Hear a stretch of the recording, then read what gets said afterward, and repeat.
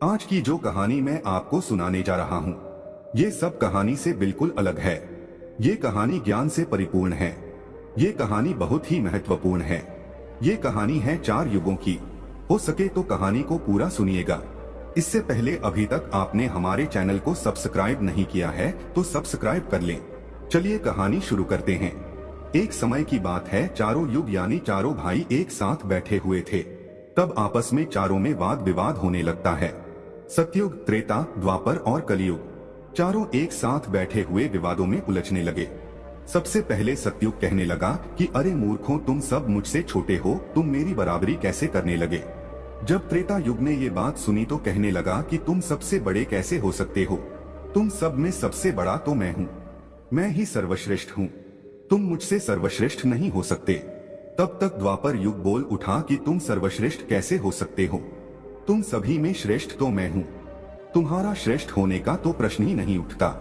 तब तक कलयुग कहने लगा कि तुम तीनों श्रेष्ठ बन रहे हो, परंतु हकीकत तो जानते ही नहीं, वास्तविकता में श्रेष्ठ तो मैं हूँ।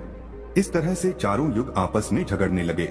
तब चारों युगों ने फैसला किया कि हम आज से आपस में फैसला नहीं कर सकते। तब जाके चारों युगों ने आपस में निर्णय किया कि हम ऐसे फैसला नहीं कर सकते। हम में से कौन बड़ा है, कौन सर्वश्रेष्ठ है, इसका फैसला तो भगवान भोलेनाथ करेंगे। चलिए वहां चलते हैं, वही आदि और अनंत हैं। चलिए उन्हीं के पास कैलाश पर चलते हैं, वही हमें बताएंगे कि हम में कौन बड़ा है और कौन छोटा है।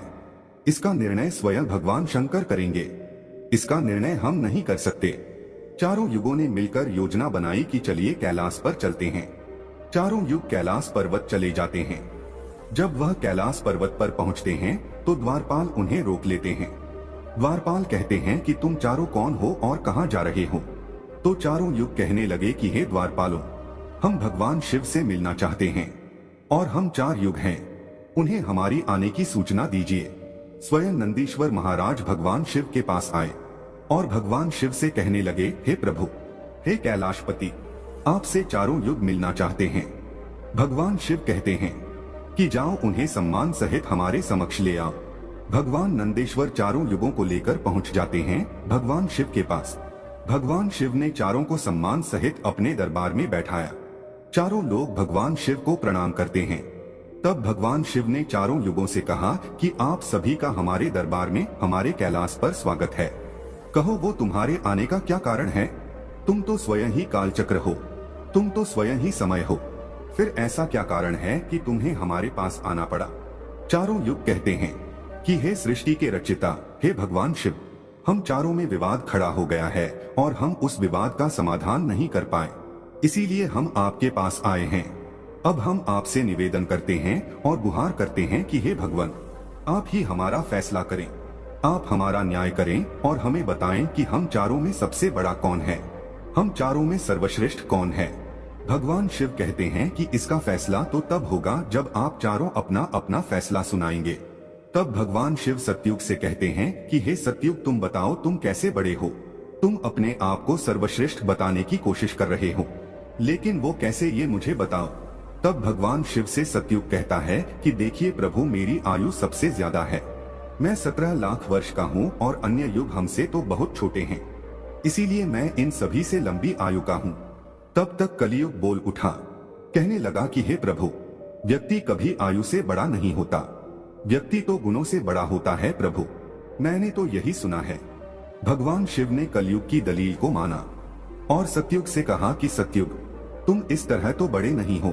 सतयुग कहने लगा कि हे प्रभु, मेरे युग में जो व्यक्ति हुए वो बड़े ही बलवान हुए, बड़े ही पराक्रमी हुए, वे पृथ्वी को उठा ले जाएं। ऐसे पराक्रमी और बलवान थे। और मेरे राज्य में जब मेरा राज्य था तो उसमें भगवान श्रीहरि विष्णु ने कई अवतार लिए। देखिए प्रभु, नरसिंह अवतार मेरे ही काल में हुआ, वराह अवतार मेरे ही काल में हुआ, मत्स्य अवतार मेरे ही शासन काल में हुआ। तब तक त्रेता युग बोल उठा, नहीं प्रभु, क्या प्रभु श्री हरि विष्णु के अवतार होने से वो बड़े हो सकते हैं। तो प्रभु अवतार तो मर्यादा पुरुषोत्तम श्री राम का मेरे काल में भी हुआ था, जिन्होंने संसार को मर्यादा सिखाया और बलवान की बात करते हो। कुंभकर्ण जैसे योद्धा, रावण जैसे योद्धा मेरे शासन काल में भी हुए। हे प्रभु, इस तरह से तय सतयुग बड़ा नहीं हो सकता, फिर इन सब में बड़ा तो मैं हूँ। जब ये बात द्वापर युग ने सुनी तो द्वापर युग कहने लगे कि हे प्रभु, ये दोनों बड़े बन रहे हैं, परंतु ये दोनों बड़े कैसे हो सकते हैं? देखिए प्रभु, आप जानते हैं कि जब मेरा शासनकाल आया तो मेरे काल में तो भगवान श्री कृष्ण जैसे अवतार पैदा हुए, जो कि 16 कला से संपूर्ण पारब्रह्म परमेश्वर थे।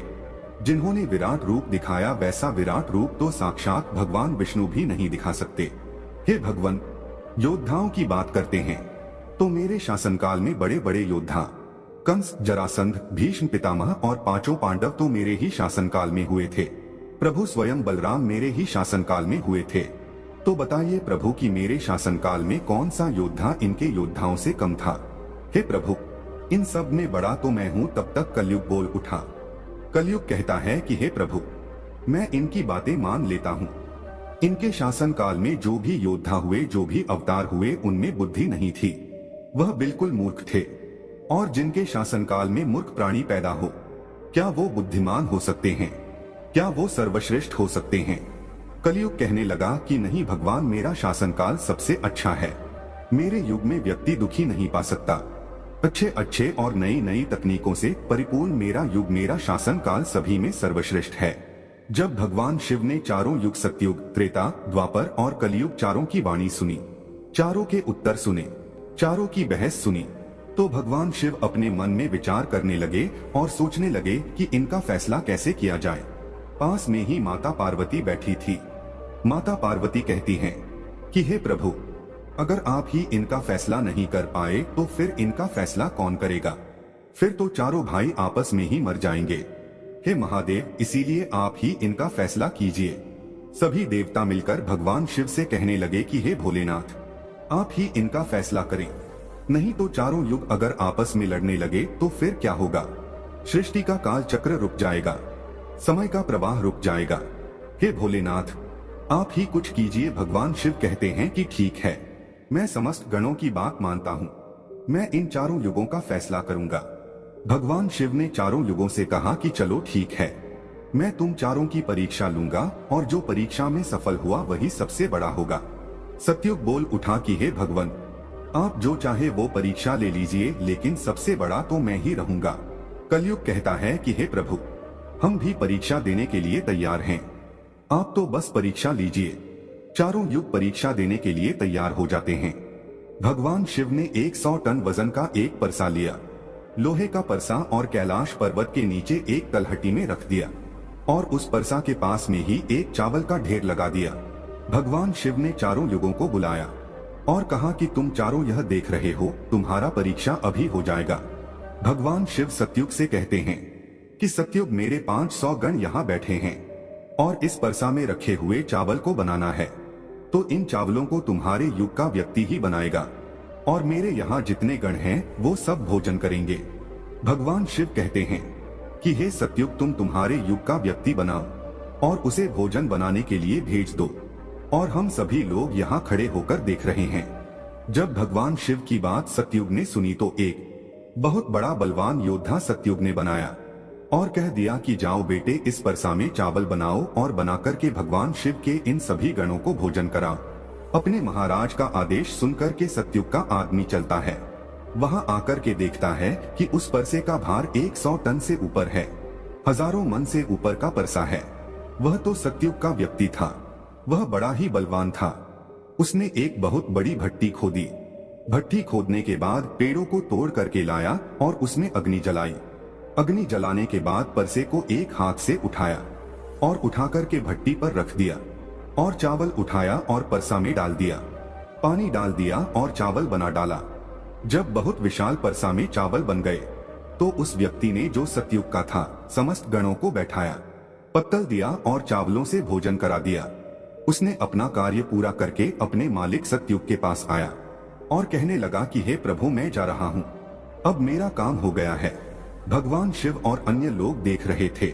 भगवान शिव त्रेता युग से कहते हैं कि हे त्रेता, अब तुम अपने युग के व्यक्ति को भेजो और ये परसा जो रखा हुआ है इसे मैं अपनी माया से हटा देता हूँ और दूसरा इसी के समान परसा बना देता हूँ। अब तुम अपने युग के व्यक्ति से इस चावल को बनवाओ और मेरे 500 गणों को भोजन करवाओ। तो त्रेता युग ने कहा कि ठीक है, प्रभु जैसी आपकी आज्ञा। तो त्रेता युग ने भी अपना एक महान योद्धा कुंभकर्ण जैसा बलवान प्रकट किया और उसको आदेश दिया कि जो तलहटी में नीचे हजारों टन का परसा रखा हुआ है, इसमें हजारों मन पास में जो चावल रखा है उसे बनाना है, पकाना है, और जब चावल पककर के तैयार हो जाए तो इन 500 गणों को खाना खिलाना है। त्रेता युग का व्यक्ति भी बड़ा ही बलवान था। वह चलता है, उस परसे के पास आया, पास में एक भट्ठी खोदी और उस परसा को दोनों हाथों से ताकत लगाई और उठा करके भट्ठी पर रख दिया और ऊपर से रखने के बाद अग्नि जलाई और अग्नि जलाकर उसमें चावल डाला, पानी डाला, चावल पक करके तैयार हो गए। उस त्रेता युग के व्यक्ति ने उस परसा से निकाला और निकाल करके जितने भी भगवान शिव के गण थे उन सबको खाना खिलाया और भोजन करने के बाद सभी गण वापस कैलाश पर्वत पे आ गए। भगवान शिव ने फिर अपनी शक्ति से उस परसे को समाप्त कर दिया। भगवान शिव द्वापर युग से कहते हैं कि द्वापर ये दोनों युग अपनी अपनी परीक्षा दे चुके हैं, अब तुम्हारी बारी है। देखिए इतना ही बड़ा परसा उस तलहटी में तुम्हें दिखाई दे रही है और हजारों मन चावल रखे हुए हैं और तुम्हें मेरे 1500 गणों को भोजन कराना है। द्वापर युग कहने लगा कि ठीक है प्रभु, आपकी जैसी इच्छा। मैं पूरा प्रयत्न करूंगा कि मेरे युग का जो व्यक्ति है आपके सभी गणों को खाना खिला सके। द्वापर युग ने भी एक भीम जैसे अवतार वाला बड़ा ही ताकतवर बलवान व्यक्ति को बनाकर के खड़ा कर डाला और उससे कहा कि जाइए देखिए तलहटी में परसा रखा हुआ है, वहां रखे परसे में उस चावल को बनाना है और बनाकर इन सभी गणों को भोजन कराना है। वह व्यक्ति अपने प्रभु से कहता है कि ठीक है प्रभु, जैसी आपकी आज्ञा। द्वापर युग का व्यक्ति चलता है, उसने देखा कि परसा तो कुछ आकार में बड़ा है, उठाने में ताकत लगानी पड़ेगी, परंतु उसने भट्ठी खोदी और लकड़ियों की व्यवस्था की और उस परसे को दोनों हाथों से उठाया और उस परसे को अपना पूरा दम लगाकर दोनों हाथों से उठाया, क्योंकि उसे सतयुग और त्रेता युग के व्यक्ति उठा सकते थे तो उसे बहुत ताकत लगानी पड़ी। पूरी ताकत लगा के उसने उस परसा को उठाया और उठा करके जैसे तैसे खींच खांच कर उसे भट्टी बना दिया, नीचे अग्नि लगाई, उसमें चावल डाल दिए और जब चावल पक गए तो वही तरीका उसने भगवान शिव के सभी गणों को भोजन कराया। खाना खिलाने के बाद वह द्वापर युग का व्यक्ति अपने मालिक के पास आता है और कहता है कि प्रभु, मैंने अपना काम कर दिया। द्वापर युग ने उसकी पीठ थपथपाई और कहा शाबाश, अब तुम जा सकते हो। अब भगवान शिव कहते हैं कि हे कलयुग, अब तुम्हारी बारी है। परसा तुम देख रहे हो उसका वजन कम नहीं होगा, उसका वजन उतना ही रहेगा, हजारों टन। लेकिन जब तुम्हें परीक्षा देनी है, तुम मानने को तैयार नहीं थे कि तुम सबसे छोटे हो, लेकिन तुमने तो माना नहीं। तुम्हारे आदमी की आयु भी मात्र 100 वर्ष है, जबकि अन्य युगों की आयु सबसे अधिक होती है। सतयुग की आयु 1,00,000 वर्ष होता है, त्रेता युग में 10,000 वर्ष होती थी और द्वापर युग में 1,000 वर्ष होती थी और ये कलयुग तुम्हारे शासनकाल में तो मात्र 100 वर्ष ही है और तुम्हारा आदमी भी छोटा है।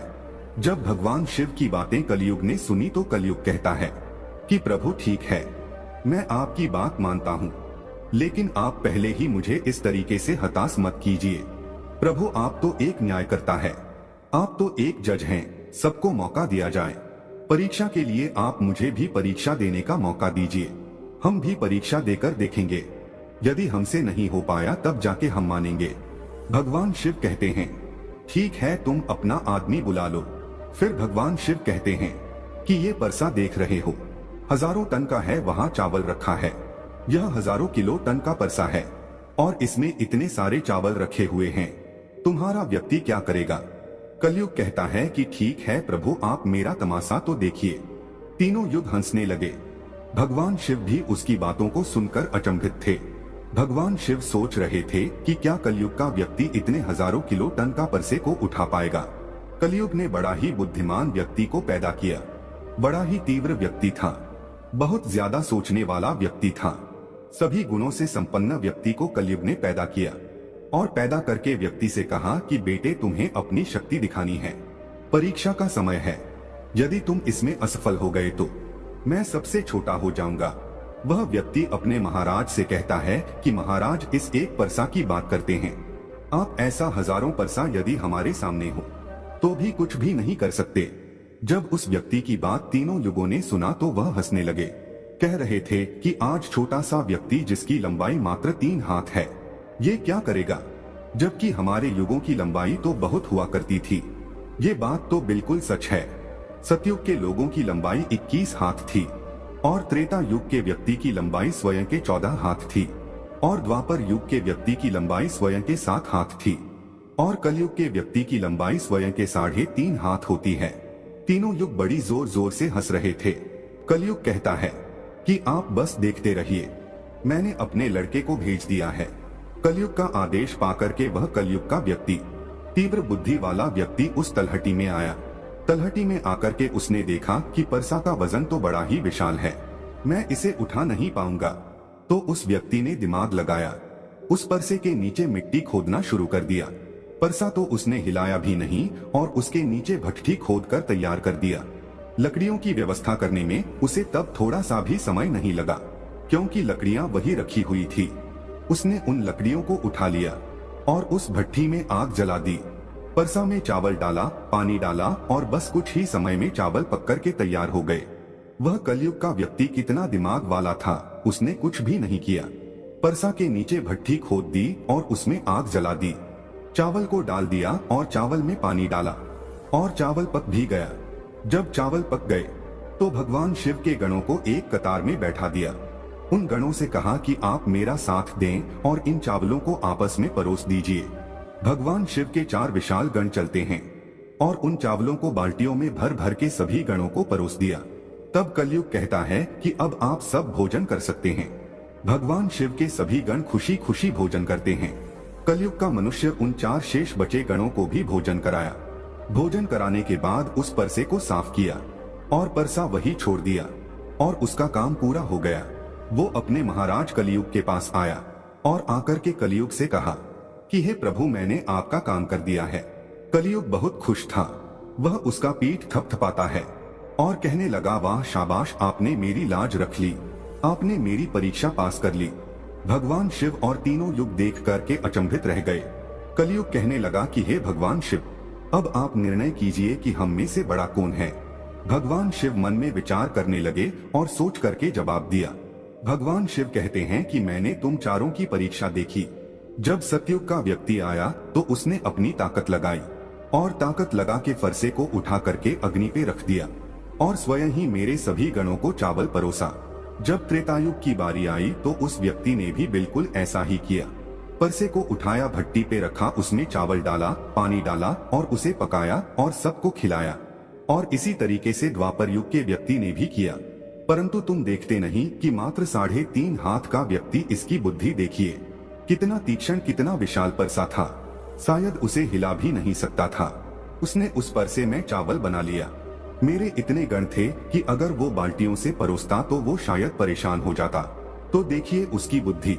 उसने उनमें से ही 4 गण अपनी सहायता के लिए बुलाए और चारों गणों से भोजन परोसवाए और स्वयं ही बैठा रहा। ये तो बड़ा बुद्धिमान व्यक्ति हुआ, ये तो बड़ा ही बुद्धिमान युग हुआ। भगवान शिव कहते हैं कि कलयुग बड़ा ही बुद्धिमान व्यक्तियों का युग होगा। इसमें मशीनों का आविष्कार होगा, बड़े बड़े दिमागधारी होंगे। भगवान शिव कहते हैं कि तुम सब जैसा शासन करते आए हो, चलो ठीक है, तुम सत्य, धर्म और निष्ठा पी रहे हो, चलो ठीक है, लेकिन तुम्हारे युग के व्यक्तियों में बुद्धि का अभाव था। उन्होंने कभी अपनी बुद्धि का उपयोग नहीं किया। नहीं तो कुंभकर्ण, रावण, इनके जैसे महान योद्धा, जिनको मारने के लिए स्वयं भगवान अवतार ले लेकर आए, और वे इतना मूर्ख थे, ये नहीं जान सके कि ये भगवान हैं, यह सृष्टि के रचनाकार हैं, और उनसे युद्ध किया और सभी के सभी मारे गए। कलयुग के व्यक्तियों को देखो आप कितना बुद्धिमान हैं, और आगे आने वाले युगों में, आगे आने वाले कलयुग के राज में वैसे ही बुद्धिमान व्यक्ति देखने को मिलेंगे। तो भगवान शिव ने फैसला किया कि तुम चारों में सबसे बड़ा कलयुग होगा। कलयुग मशीनों का युग होगा। कली का नाम है मशीन और युग माने समय। कलयुग मशीनों का समय होगा। इस समय बड़े बड़े मशीनों का आविष्कार होगा, जो कि सतयुग, त्रेता युग और द्वापर युग में नहीं हो पाएगा। भगवान शिव की बात सुनकर के वह चारों युग भगवान शिव की बात मान लेते हैं और चारों युग अपने अपने धामों को और अपने अपने राज्यों को लौट जाते हैं। तो आपने देखा कि कैसे भगवान शिव ने चारों युगों का फैसला किया। हम आशा करते हैं कि आपको इस कहानी से बहुत कुछ सीखने को मिला होगा।